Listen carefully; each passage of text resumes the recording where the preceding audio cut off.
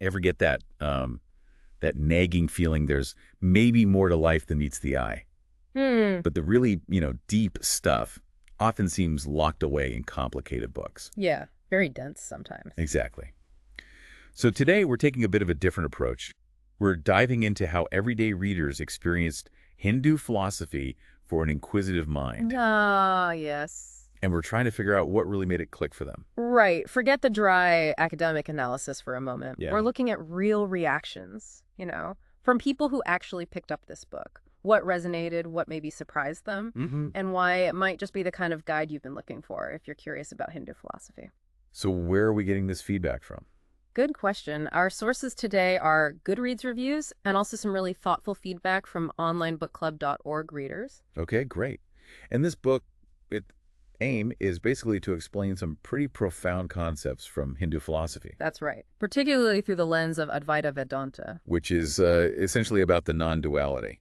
Yes, the non-duality of the individual self and, well, the ultimate reality, Brahman. And it uses this interesting technique, a dialogue. Yeah, a dialogue between two characters, Aham and Brahman. It's a clever way to make these big ideas more accessible. Sounds like it. So let's dive right in. What did readers really love about it? Maybe starting with how clear and easy they found the explanations. That's definitely a major theme that came up again and again. Okay. Many readers praised the book's ability to take these potentially complex ideas, things like karma, dharma, Maya, that's the illusion concept, right? Yeah. That our everyday view isn't the whole picture. Precisely. And moksha, liberation, the difference between our ego self and the true self, Brahman, it presents them in simple, relatable language. So it avoids the dense jargon. Very much so. Readers like Gaurav, Pramod, Vikas, Artpit, Vanshika, Jalani, lots of them specifically called this out. B.U. Sharma even highlighted how it explains abstract ideas, the kind often wrapped up in difficult words, in a way that just makes sense. Like the author cracked the code on simplifying it. Right. Cut through the jargon, as you said. And that conversational style, the back and forth between Aham and Brahman. Yeah. How did that land? That seems to have been a real winner. Really effective in making the concepts easier to digest. Okay. Both Vika Sharma and Park Cherry from onlinebookclub.org mentioned how that dialogue format really helped them follow along. So it felt less like reading a textbook and more like listening in. Exactly. Like listening to a helpful conversation unfolding. And I think Arpit Middle mentioned something about the length, too. Oh, yeah, that's right. He noted the book is under 100 pages. Wow. Okay, so it's not a massive tome. No, which makes it a pretty quick read for such, potentially deep subject matter. That suggests the author really focused on being concise as well as clear. Absolutely. Seems like it. Which is a big plus if you're just looking for an entry point, right? Yeah. Not a huge time commitment. Definitely a plus. But it wasn't just about intellectual understanding. No, beyond just grasping the concepts, a lot of readers reported gaining genuine insights, experiencing real self-reflection. So it hit them on a more personal level. Exactly. This wasn't just head knowledge for them. It was about connecting with the material personally. We saw that echoed by readers like Gaurav, Vikas, Pratik, Akanksha Singh. Jayshree, Vaibhav Sharma, Amanda Gibbs, too. They found it thought-provoking, leading to greater self-awareness. Yes. Like, the book acted as a kind of mirror, prompting them to think more deeply about their own beliefs, their motivations. Right. Vikas Sharma, I think, mentioned the Q&A format specifically. He did. He said it encouraged introspection on his own behavior, his intrinsic nature. That active engagement seems key. Prompted by the dialogue itself. Yeah, very effective for self-discovery, it seems. And some readers used really strong language, didn't they? Like eye-opener. They did. Anand Bhargava and Pratik both used that term. They felt it gave them a fresh perspective that actually inspired them to think about making positive changes in their own lives. That's pretty significant impact for a short book. It really is. And for some, like Gaurav Agarwal and Pramod Mishra, it provided answers. Answers to long-held questions. Yeah, questions they'd been grappling with for a while, Yeah. intellectual or maybe even spiritual questions that had been on their minds. That really speaks to the depth packed into this accessible format. It does. Thoughtful depth. Okay, so building on that personal insight, it's interesting how many readers also found this ancient wisdom really, really applicable today. Yes. That's another strong point. It's not just some historical artifact. Right, not just philosophy for philosophy's sake. No, it seems to offer relevant perspectives on modern challenges. Jay Mitha pointed this out. Also, He highlighted how the book shows the relevance of Hindu philosophy, explaining how the three yogas, karma, jnana, bhakti, can offer valuable frameworks for navigating, contemporary issues. connecting the ancient to the present. Exactly. That connection was really compelling for readers. Vaibhav Sharma kind of expanded on that, didn't he? He did. He noted how the book highlights different ways to pursue happiness and fulfillment, but emphasizes doing it with the right intentions, with inclusive thoughts, and through just actions in our daily lives. Like a sort of ethical compass for modern living? You could say that, yeah.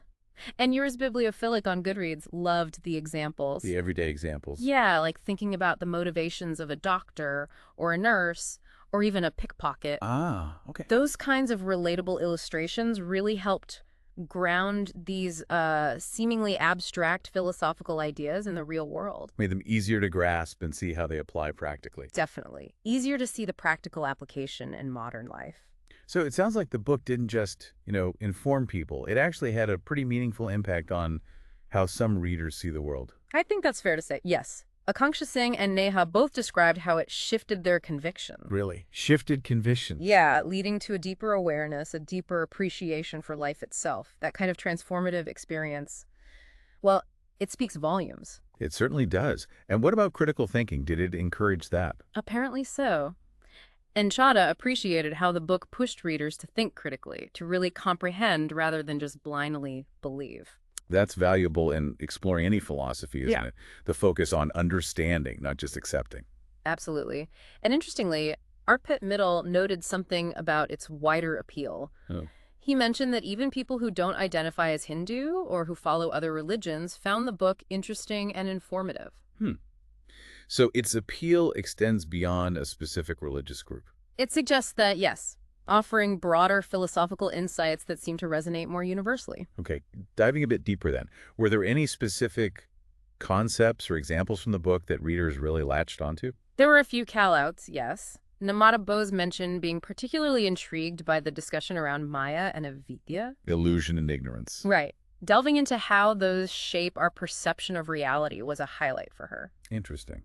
Any others? Gaurav Agarwal pointed out a couple of things he really loved. One was the way the final chapter was framed. He called it superb. And also the thorns example. The thorns example, what's that about? It's an analogy, I believe, illustrating how the knowledge that removes ignorance, like one thorn removing another, is ultimately also set aside. You don't cling to the tool itself. Ah, I see. That sounds like a powerful image. It clearly made a strong impression on him. And what about connections to, say, modern psychology? Good point. Joseph Phoebe and Amanda Gibbs, in their feedback on onlinebookclub.org, they appreciated how the book connected spiritual wisdom with modern psychological insights. Especially around attachment and desires. Exactly. That bridge between ancient philosophy and contemporary understanding seemed to really resonate. Makes sense. What else stood out? Jelani Trotter, in the main online book club review, highlighted the book's balanced perspective Balance on what? on pursuing pleasures and achievements, acknowledging they're necessary, but also stressing moderation and, importantly, viewing work as a responsibility. So, not advocating pure detachment, but a more nuanced approach. Precisely. That nuanced take seems to have been really well received. Okay, so stepping back and looking at the big picture. The overall feeling towards the book. Overwhelmingly positive. I mean, the numbers kind of tell the story. What do we talk about? A 4.76 star average on Goodreads. It's really high, with tons of glowing reviews, and a perfect 5 out of 5 stars from the official onlinebookclub.org review. Wow, 5 out of 5, and the words readers used. Oh, things like gem, outstanding, enriching and riveting, amazing and so enlightening, fascinating, great way to understand remarkable work. High praise indeed. Absolutely. It's clear they genuinely valued the experience of reading it. And crucially, for anyone listening who's maybe thinking about it, did readers recommend it? Yes, explicitly. Many did. Jay Mehta, Arpit Mittal, Jelani Trotter, Lidi Satis, just a few who enthusiastically endorsed it for others. Okay, so if we try to, boil down all this positive feedback, Yeah. what are the core reasons readers connected so strongly? I'd say 3 main things stand out. Firstly, it's clarity. Those clear, accessible explanations of complex philosophical ideas, that came up constantly. Okay, clarity first. Secondly, it sparked genuine self-reflection. It offered insightful perspectives that people felt were applicable to their own lives. Self-reflection number two. And thirdly, its relevance.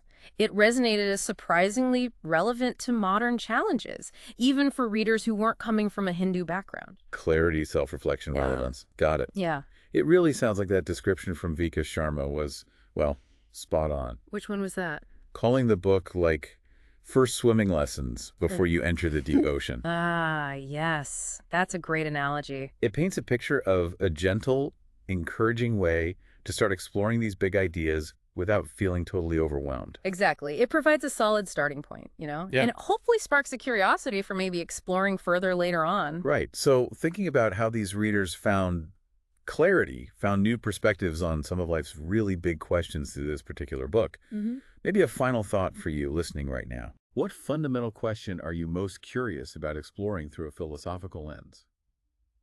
Maybe Hindu philosophy for an inquisitive mind could be that first step, that first swimming lesson in your own enlightening journey.